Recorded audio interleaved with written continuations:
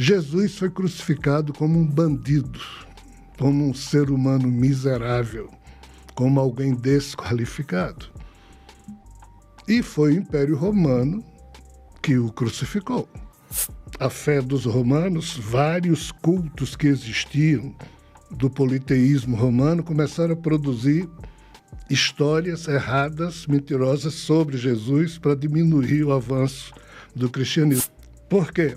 Os europeus não queriam cultuar alguém que fosse um bandido. Então sumiram com Jesus. Por isso que nada se tem sobre a infância e adolescência de Jesus.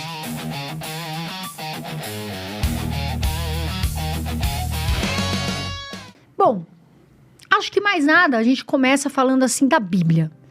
Assim, para entender um pouquinho, até para falar de Jesus adolescência, que as pessoas têm muita dificuldade de entender. A Bíblia, na sua visão, né, e eu li, e a gente sabe, vai até uma parte aonde José e Maria acham, não é, que Jesus está na caravana, voltando ali de Jerusalém, e depois daquilo a gente vê a fala até 12 anos, né, a gente escuta falar, mas depois a gente não sabe.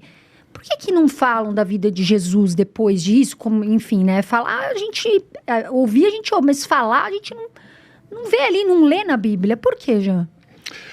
Segundo os estudiosos do chamado cristianismo primitivo, ou seja, os 3 primeiros séculos pós a crucificação de Jesus, a gente só pode compreender esse aspecto, não necessariamente da Bíblia, mas do Novo Testamento, a partir do processo histórico de como os 73 livros que hoje compõem a Bíblia, que nós conhecemos, foram unificados como sendo um só livro.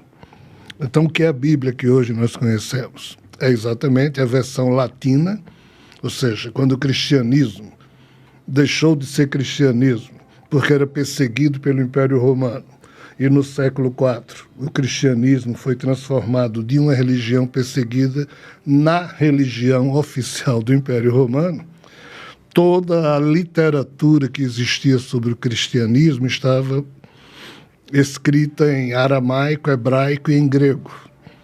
E a linguagem do Império Romano é latim. Então tudo teve que ser transcrito para a língua, traduzido para o latim. Nessa tradução existiam milhares de textos, mas só 73 textos foram considerados livros, né? E desses 73, 46 é o chamado Antigo Testamento e 27 o Novo. Jesus só aparece nesses 27 livros. Antes dos 46 ele não aparece. É feito referências à vinda dele. Então, Jesus, ele é citado nos 27 livros do Novo Testamento. Qual o problema dos 27 livros do Novo Testamento?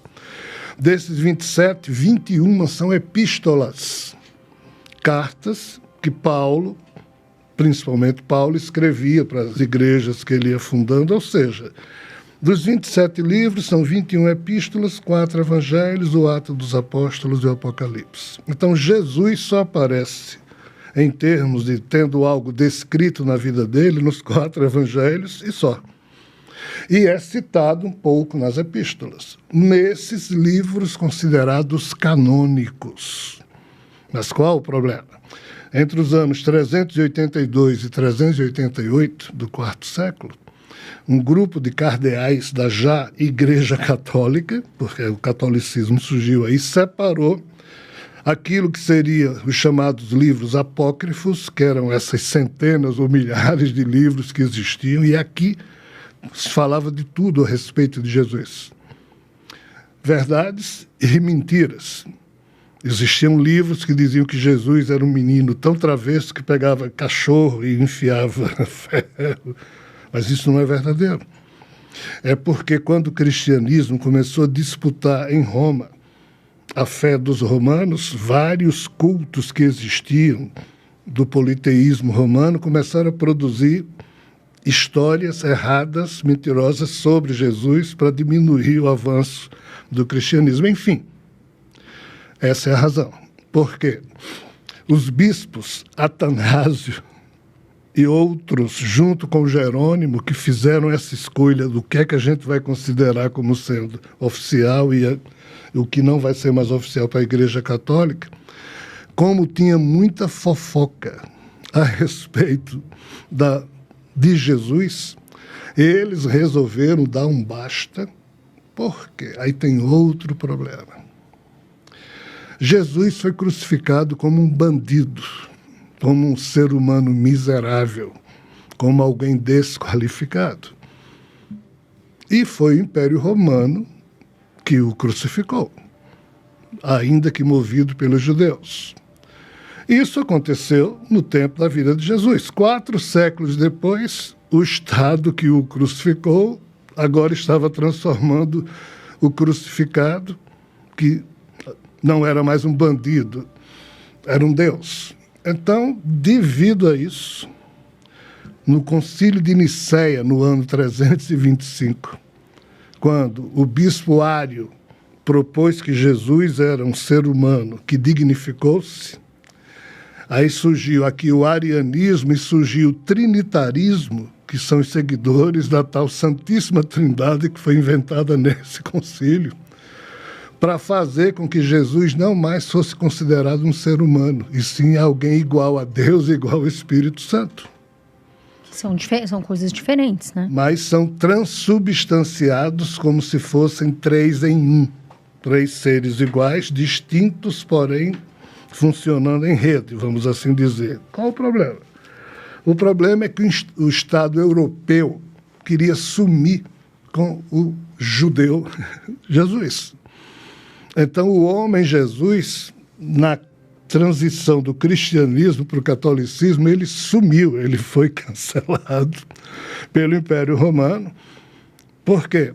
Os europeus não queriam cultuar alguém que fosse um bandido. Então, sumiram com Jesus. Por isso que nada se tem sobre a infância e adolescência de Jesus, porque Atanásio, esse bispo, esse cardeal, considerou todos esses livretos ou manuscritos sobre esse assunto como sendo apócrifos, para poder fugir com o Jesus judeu e com o Deus doido dos judeus, porque o Deus da Santíssima Trindade é um Deus chique, que ninguém sabe definir o que é.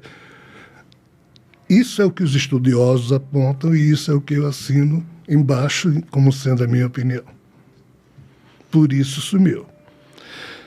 Como recuperar essas notícias? Não tem como. Por quê? Porque a maioria desses manuscritos sumiram. Então a coisa vem via revelação, ou seja, espíritos desencarnados, Sim. Outros níveis de consciência não humanas, através do exercício da mediunidade, canalização ou do que seja, eu mesmo... Parte dos livros que eu produzi estão enquadrados nessa característica de reproduzir ou tentar resgatar coisas perdidas do passado. Um dos livros que eu escrevi chama-se Jesus e o Druida da Montanha, que conta o quê? Aí agora eu vou para a sua pergunta. Quando José e Maria se estabeleceram e depois que Jesus nasceu, eles tiveram relações sexuais, tiveram outros filhos, o principal cliente de José na marcenaria era alguém chamado José de Arimateia. Que aquele é um cliente mais rico que ele tinha. Riquíssimo, porque José, de fato, era um cidadão top da época. Ele era tanto judeu quanto romano, tinha cidadania dupla, e era dono de minas, vendia estanho, um tipo de minério para produzir espadas, blá, blá, blá, Império Romano, e ele tinha caravanas que iam para diversos lugares do mundo levando seus produtos. Quando José, o pai de Jesus, morreu, José de Arimateia garantiu a Maria que ele continuaria a fazer as encomendas lá na carpintaria, e Jesus e o irmão mais velho dele, Tiago, os outros ainda eram menores, estavam dando conta do serviço.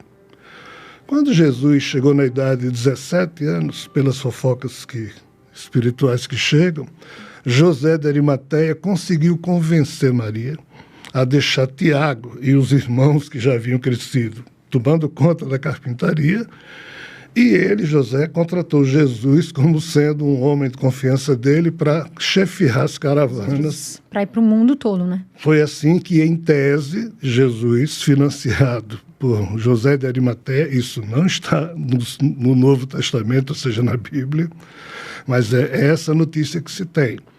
Ele foi a 4 ou 5 viagens, e por isso esse período é obscuro em termos de notícia, e Jesus só aparece quando vai iniciar o seu ministério público. Então, isso é a notícia que se tem. Mas isso não é verdade carimbada, porque é notícia que vem via revelação espiritual. O próprio Jesus um dia deverá esclarecer Contar, né? isso aí.